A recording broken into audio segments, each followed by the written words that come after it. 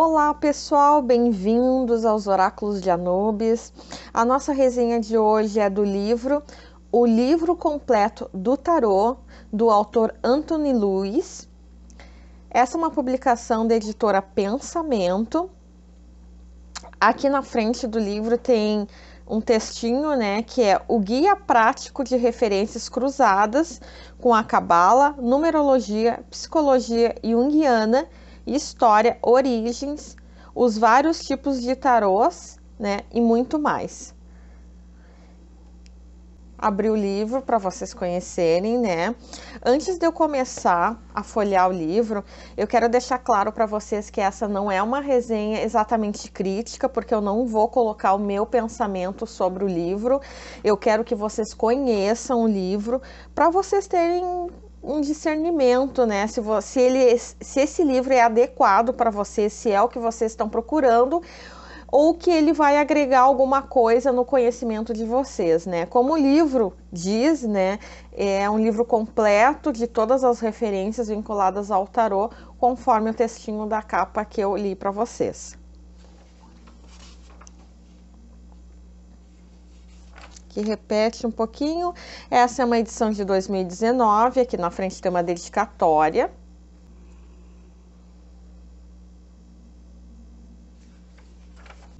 Essa é a parte do sumário, eu não vou ler ele para vocês, porque eu vou estar folheando todo o livro, daí não acho necessário.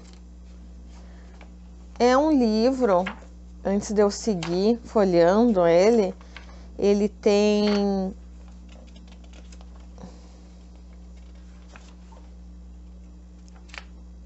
328 páginas.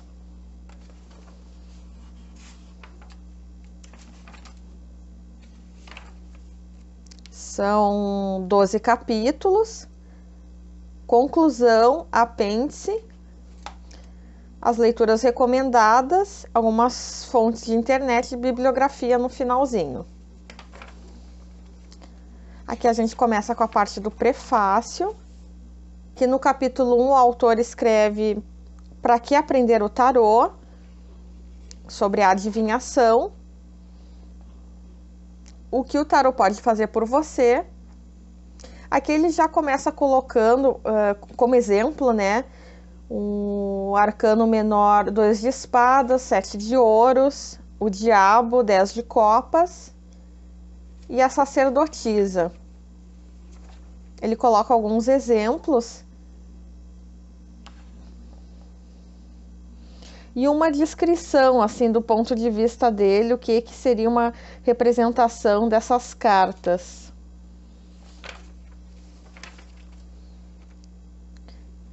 Ele vai colocar sobre a história dele, a jornada dele, dentro do ocultismo, dentro do tarô. No capítulo 2, de onde veio o tarô, essa parte aqui é a parte histórica, do tarô. Breve esboço da história do tarô. Mito sobre o tarô. Mito 1 e ele coloca um mito e um fato. E ele segue assim até o mito 13. Ele coloca 13 mitos e 13 fatos. Aqui no capítulo 13 ele coloca que o verdadeiro tarô queira apresentar-se. Ele coloca uma apresentação, Ele fala sobre a estrutura do tarô, o baralho mameluco, baralho padrão do tarô, os principais tipos de tarô. Aí ele começa a colocar os tipos que existem, já existiu de tarô, O tarô de Sforza, o de Sola, o de Marsella, outros baralhos esotéricos. Ele fala também sobre a ordem hermética da Aurora Dourada, o tarô Rider-Waite-Smith, o tarô de Thoth, do Crowley, baralhos temáticos do tarô, baralhos de tarô fora do padrão, que são aqueles, que a gente vê muito no mercado, que embora tenha a sistemática de 78 lâminas, de 22 arcanos maiores e 56 menores, eles mudam os nomes, Isso tem bastante. Cartas para oráculos e previsão de futuro. Aqui eu vejo, é bem o que eu pensei, das cartas Lenormand, né, que são 36 cartas, que são cartas, assim, porque o tarô, ele é um instrumento, assim, de aconselhamento, né, já as cartas, pelo menos o meu ponto de vista é que as cartas do baralho cigano é uma questão mais de previsão de futuro, assim. Aqui no quarto capítulo, decidindo como utilizar as cartas, os diversos usos do tarô, o tarô e os diários. Tem pessoa que faz, né? Principalmente quando tá começando, coloca as suas jogadas, coisas que tá aprendendo sobre o tarô, né? Tem gente que faz um diário realmente de anotações para colocar pontos de vista, para colocar o que achou de tal carta, sobre a conclusão de jogadas, né, para si ou para outras pessoas. Tem pessoas que fazem isso. Principalmente no começo, eu vejo muito isso. O tarô e a criatividade, o tarô como prática espiritual, o tarô como complemento à psicoterapia, isso tem muito, né, nas terapias holísticas, o tarô como instrumento de aconselhamento, né. A importância dos diários, blocos de notas do tarô, como eu havia dito para vocês. A ética do tarô, um juramento hipocrático para os leitores do tarô. Cuidados especiais ao se tomar em relação à ética. Aqui ele fala como fazer leituras para crianças, leituras para terceiros, aconselhamento profissional, cobrar por leituras e fazer proselitismo durante as leituras. Então ele coloca alguns pontos de vista dele em relação a esses temas. Capítulo 5, sobre as associações e correlações. Ele vai colocar aqui uma mitologia, né, uma lenda, o tarô e o simbolismo dos números, as cartas do nascimento.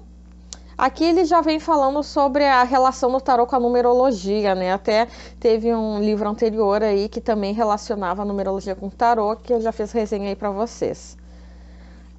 As cartas do ano, um método alternativo para calcular as cartas do nascimento e do ano, que ele coloca o número e o simbolismo, tabela de simbolismo dos números, Primum Nocere, o tarô e os 4 elementos. Aqui ele faz um organograma, né, dos 4 elementos e algumas referências. Palavras-chave para os 4 elementos. O tarô e a astrologia. Também já fiz aqui no canal uma resenha que faz essa associação do tarô com a astrologia. O zodíaco, 12 partes de um círculo. Aqui ele vai falar de cada signo e o signo relacionado a cada arcano maior. Começando por Áries, Touro, Gêmeos, Câncer, Leão, Virgem, Libra, Escorpião, Sagitário, Capricórnio, Aquário, por fim, Peixes. Depois ele fala sobre os planetas, o Sol, Lua, Mercúrio, Vênus, Marte, Júpiter, Saturno, os 4 elementos e os arcanos maiores, o ar referente ao louco, a água, enforcado, o fogo, o julgamento, a terra. Aqui ele fala sobre o sistema do tarô da Golden Dawn, os decanatos e o simbolismo numérico. Primavera igual a paus, ouros e espadas, verão, copas, paus e ouros, outono, espadas, copas e paus. Inverno, ouros, espadas e copas. A relação entre os planetas e as cartas numéricas do tarô da Golden Dawn. Aqui tem uma tabela, né?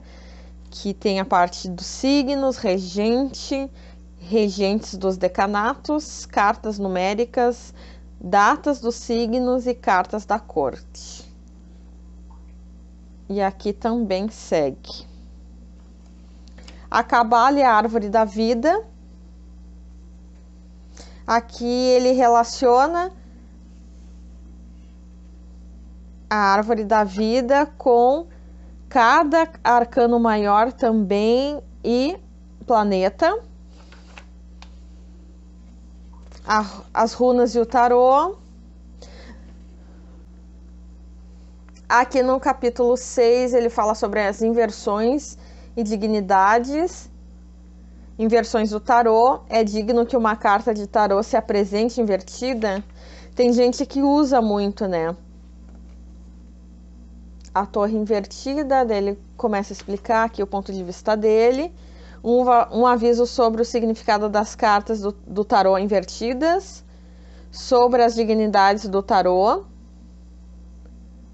Contagem das cartas, dignidades dos elementos, as qualidades dos elementos, a lista abaixo ilustra essas relações. Aqui tem mais um quadro, né, dos elementos, determinando as dignidades. Ele coloca um exemplo. Deixa eu ver, dois exemplos, e aqui ele coloca um exemplo de dignidades da Golden Dawn. Aqui é o capítulo 7, aqui ele vai falar sobre como fazer uma pergunta ao tarô. A qualidade da resposta é semelhante à da pergunta. O oráculo de Delfos. A sabedoria da física moderna, o método de fazer perguntas, a linguagem que possuímos, os meios à nossa disposição. Quais perguntas são mais apropriadas e quais são menos apropriadas ao tarô? Aqui no capítulo 8 ele vai falar como ler o que está escrito nas cartas, o tarô como arte. Deus ama uma boa narrativa, o segredo para ler as cartas. Um exemplo de narrativa, ele coloca um tipo de um exemplo de jogada aqui. As cartas como entidades vivas.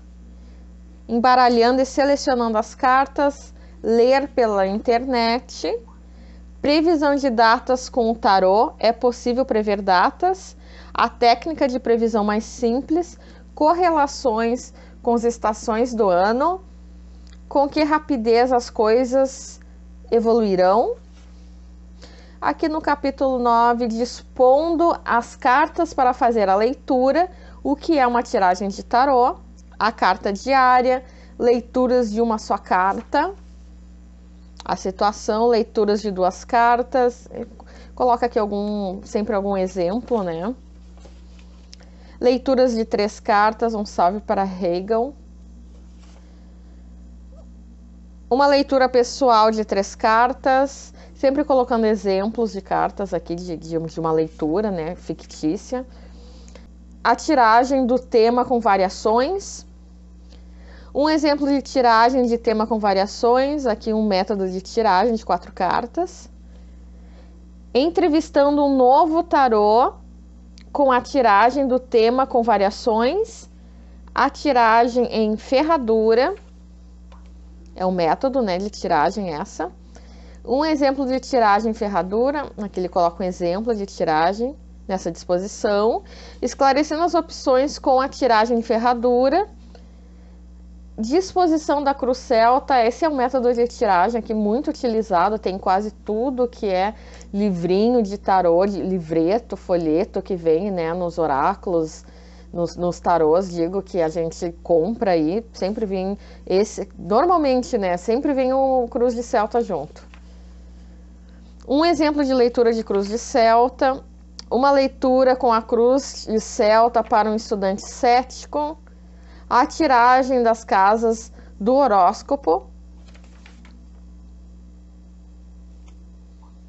Muitos conhecem como a roda da vida, né? Lendo a tiragem das casas com baralho completo. Uma tiragem significativa de 12 casas. A tiragem dos 12 signos do zodíaco. Aqui ele vem bem uma representação de mapa astrológico, né? Porque o mapa astrológico, ele é o ascendente e o descendente ficam bem aqui, e aqui começa a fazer a distribuição, né, dos signos. Por exemplo, se fosse aqui o ascendente em Áries, né, e Touro, Gêmeos, e assim por diante, né? Sempre seguindo uma ordem, o mapa astral, ele é assim também. interpretando a tiragem dos signos do zodíaco. Os signos zodíacos, né, seria cada setor da nossa vida. E aí a colocação das cartas também seguem a interpretação nesses setores. A tiragem da árvore da vida, interpretação, interpretando a tiragem da árvore da vida. A tiragem das cartas invertidas. Como vocês podem ter visto, né, são vários métodos aqui que ele coloca. Aqui no capítulo 10 vai falar sobre os arcanos maiores, a influência cristã nos arcanos maiores. Aqui ele vai falar cada arcano maior, começando do mago e vai até o mundo. Não tem o louco aqui.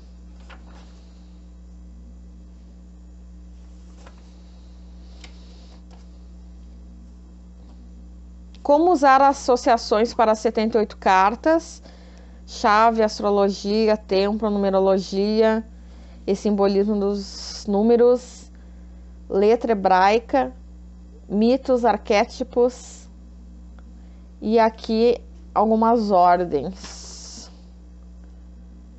que pertenceu, né, alguns líderes de ordem aqui. Golden Dawn, né, que é o final do século XIX. Crowley, né, que também pertenceu, mas depois saiu e montou a sua própria ordem.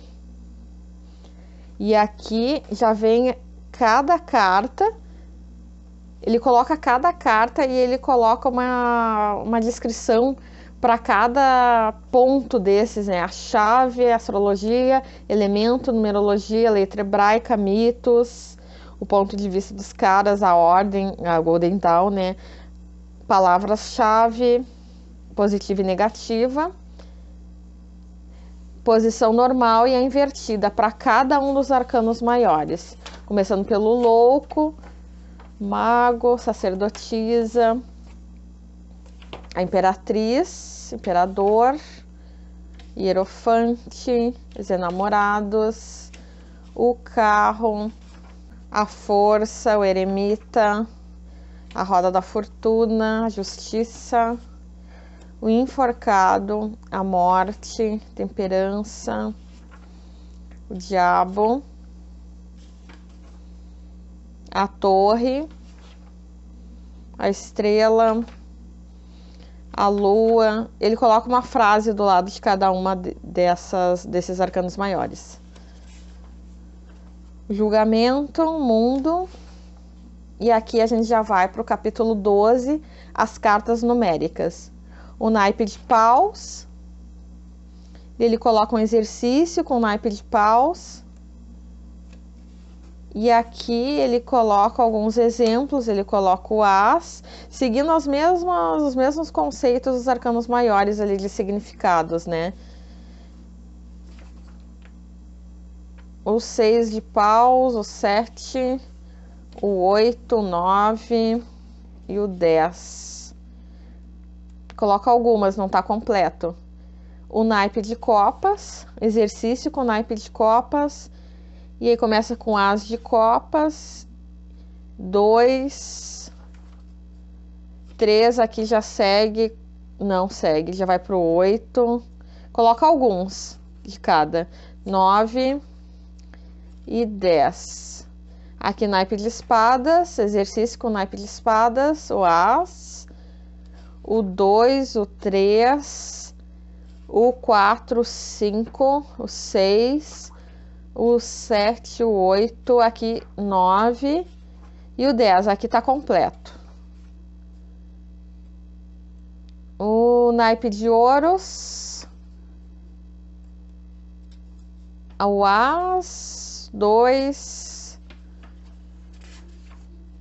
3,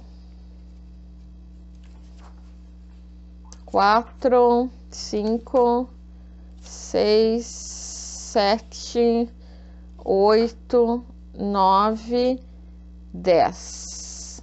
Aqui tá completo também. Engraçado, nos 2 primeiros não tá. Pode ser que o livro tá faltando páginas.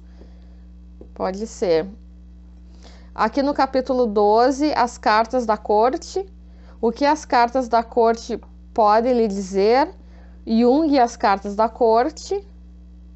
Que ele coloca um quadrinho, né? Os valetes e a sensação. Os reis e o pensamento, as rainhas e os sentimentos, cavaleiros e a intuição. Tabela da tipografia junguiana das cartas da corte. Aqui a tabelinha. Que o verdadeiro rei se apresente. Uma explicação astrológica. Cavaleiros, jovens e aventureiros. Rainhas, figuras maternas maduras. Reis, figuras paternas maduras. E valetes, jovens e aprendizes. Aqui seriam os arquétipos, né? Quando a gente pega a corte e relaciona com pessoas, né? O valete sempre é representado por crianças e, normalmente, né? Crianças e adolescentes. Mas também não tem a ver só com idade, e sim com maturidade mental, né? E de experiências. Normalmente, os cavaleiros são entre os 20 até uns 40 anos. E depois, né, rainha para mulher a partir dos 40 e o rei para os homens a partir dos 40. Normalmente é assim que se apresenta nos livros, né, as interpretações. O naipe de paus. Aqui o valete, o cavaleiro, a rainha e o rei. Aqui o naipe de copas, o valete, o cavaleiro. As mesmas relações dos arcanos maiores que eu li para vocês. A rainha de copas e o rei. Aqui o naipe de espadas, o valete, o cavaleiro, a rainha e o rei. Naipe de ouros, valete, cavaleiro, rainha e rei. Aqui vem a parte da conclusão do livro, o valor psicológico de ler o tarô, o apêndice, os 2 zodíacos, vem aqui tabelas, né? Data tropical baseada nas estações, na posição zodiacal e data sideral. Aqui as leituras recomendadas, livros de tarô para iniciantes. Livros de tarô para intermediários e avançados, assuntos especiais, história e origem do tarô. Pode ver que ele deixa assim bem estruturado para a pessoa, se a pessoa quiser pesquisar, estudar, né? Porque como vocês podem ter visto, esse livro assim, ele é bem resumido, né? Ele dá uma abrangência assim geralzona, mas ele, para quem está começando a estudar, principalmente, ele é interessante porque ele dá um norte. Ele é bem legal nesse sentido. Algumas fontes da internet, bibliografia aqui no modo geral. Como eu disse para vocês, essa aqui é a parte de trás do livro. Como eu disse para vocês, é um livro bem resumido, mas bem completo, né? Mesmo que ele seja bem sintetizado assim, tá, pessoal? Essa foi a nossa resenha, o livro completo do tarô. Eu trouxe para vocês decidirem se vocês têm interesse de adquirirem, se ele é interessante para agregar conhecimento aí para vocês, tá? Muito obrigada pela companhia de todos e até o próximo vídeo.